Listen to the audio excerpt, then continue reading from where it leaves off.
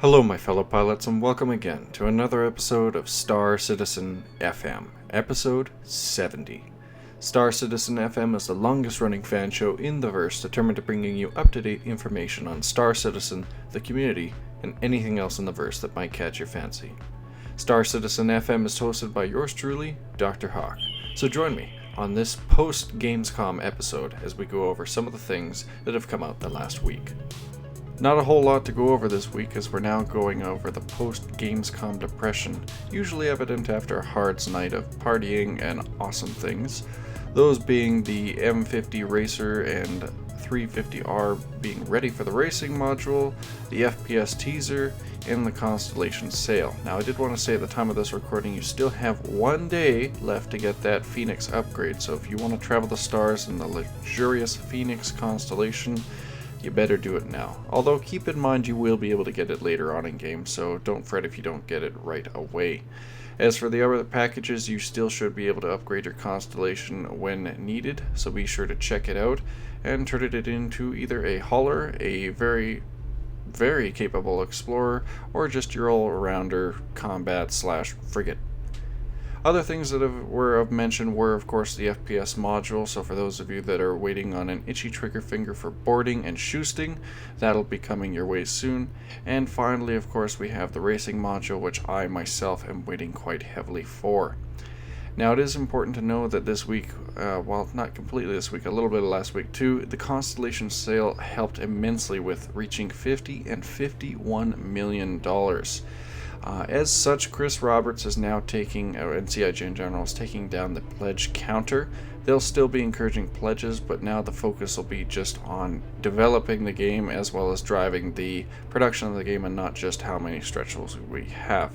We'll still have them. The first for $52 million will be a small reward for everyone who's helped get us to this point, a jetpack, and I believe the details of the manned maneuvering unit are as follows. The BB-12 is a brand new manned maneuvering unit from Azure Sky Aero. Whether you're engaging in precision mining operations or delicate salvage retrieval, the BB-12 is capable of EVA operation for 6 uninterrupted hours. This new model features 24 precision nozzle thrusters and 2 redesigned heavy-duty tanks of gaseous nitrogen propellant, capable of being hot-swapped while on the drift or refueled back on ship. While the BB-12 Azure Sky is once again cemented with the BB-12, Azure Sky has once again cemented their place as the premier EVA tech provider. Say that 5 times fast. With the previous stretch goal, what we unlocked was the alien languages. So for those of you that wanted your own unique languages, the Banu, the Xian, and the Vandal will have real-world linguistic help in developing their languages, so none of that garbled animal noise garbage or any weird sounds. That'll be authentic languages you can learn, just like Klingon. Other interesting highlights that would be from the letter from the chairman. Actually, a little shout out to Wolf Knight, for those of you who are familiar with him on chat. He is actually being labeled as the $50 million man. He ended up pledging a Constellation Super Pack, which is what pushed us to the $50 million level. So by pushing through, we now have a few other stretch goals that will be revealed in the background. I believe the other one that is coming up is the Independent Arbitrators Guild. Have you been wronged by your superiors? Has the member of your organization entrusted with watching the funds been putting them into their own pocket? Think you don't have any recourse? You're wrong. Fully licensed and bonded to work within the UEE and beyond, the Independent Arbitrators Guild allows citizens and civilians, we don't discriminate, to file complaints or against or within private organizations. Petition cases with our IAG representatives to have your voice heard and restitutions made. Is your business less than legitimate? IAG is here only to judge the matters you want us to. Confidentiality is guaranteed. So this is supposed to be an in-game system that'll help resolve some potential disputes. I'm guessing this is for cases similar to Eve's famous, I believe, Band of Brotherhood or Brotherhood of Brothers, whatever, the guild that got raided for all their money. Last thing you'd want that is something like happening in Star Citizen. So if you need your very own arbitrator, you can look forward to that in Star Citizen. And in the future, be sure to keep an eye out on future stretch goals that will be revealed more subtly. And now we can focus on the amount of citizens that we have thus lured to Star Citizen. And speaking of luring other people to Star Citizen, be sure to keep an eye out on the September issue of Popular Science magazine. There will be a pretty cool Anvil Gladiator cutout for Star Citizen, so for those that aren't exactly familiar with Star Citizen and need a little bit of a push, hopefully this issue of Popular Science will help bring more citizens. And for those of you that are already aware, we get to see a really nice cutout of the Anvil Gladiator.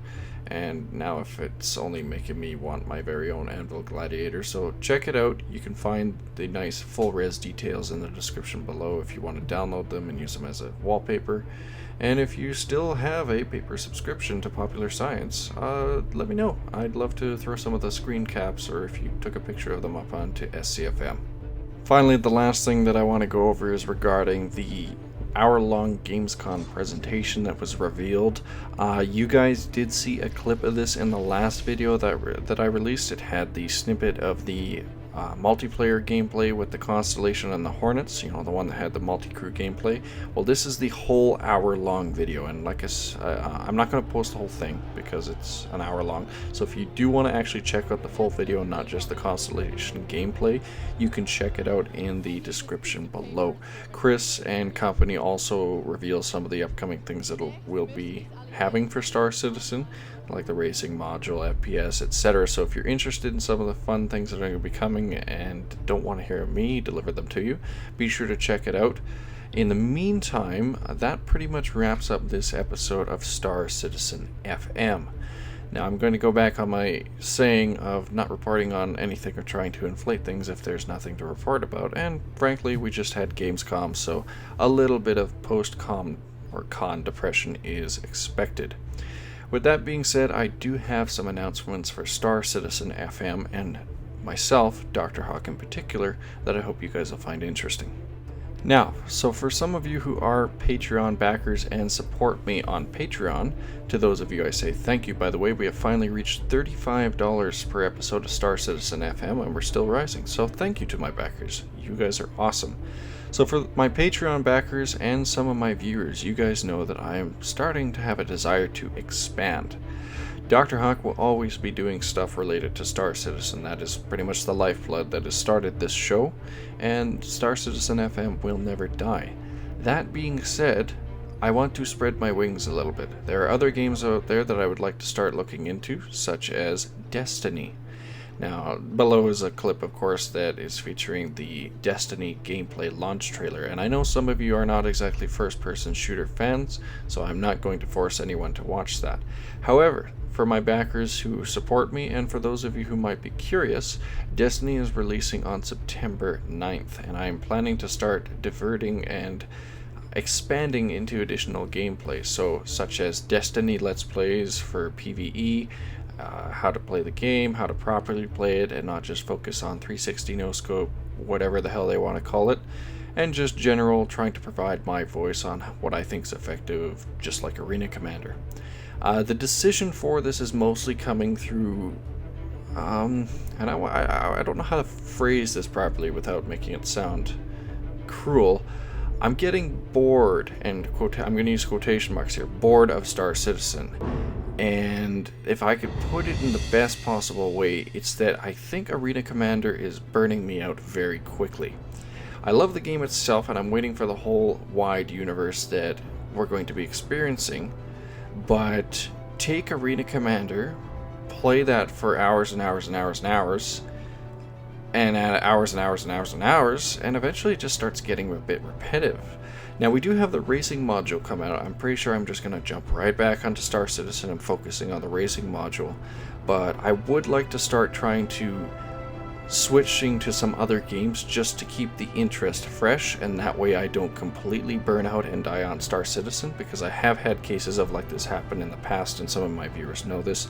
So coming up next Sunday, of course, will be regular Star Citizen FM. I'll be focusing on any of the things that have happened in the past week, as well as maybe some Arena Commander gameplay, etc. But in preparation for Destiny, I'm probably going to have a side show, either Dr. Hawk and Destiny. That'll be a different sort of show that people can tune into and watch if you're interested. And then there'll be Star Citizen FM. So what I'm asking you guys, if you have any feedback or things that you like about it, or even want to tell me right now if you have any recommendations or things you'd like to see, or even other games such as Elite Dangerous. I know a lot of people have actually been asking for Kerbal Space Program. There's one particular viewer who constantly bugs me on Skype. Let me know, and we'll start seeing if we can expand to some other things. Now, in the meantime, I'd like to thank you guys very much for tuning in. If you do like my show, be sure to click subscribe on the upper left-hand corner or the fuzzy little hawk on the lower left-hand corner. If you're interested in following me, you can do so on a few sites. I can be found on Twitter at LGDrHawk, and as well as Facebook.com, where we now have about 235 likes. Join the Facebook army if you so choose. And of course, as mentioned, I have a Patreon if you'd like to support Dr. Hawk. Current goals, I'm actually trying to, behind the scenes, get a green screen and camera going. That way you guys can see a little bit of face-to-face action with Dr. Hawk. And you can set a cap limit too, so if you're worried about overspending, you can donate just $1 a month, and that's all you gotta do. So again, thank you guys very much for tuning in. I'm looking forward to trying to expand some of the media and things that I can do for you guys in the upcoming months. And hopefully Destiny and any other games, as well as the racing module, will keep us occupied for the months to come until the big treat, the Persistent Universe, comes out. So, without further ado, you guys all take care, fly safe, and I'll see you on the 71st, say that 5 times fast, episode of Star Citizen FM. Take care.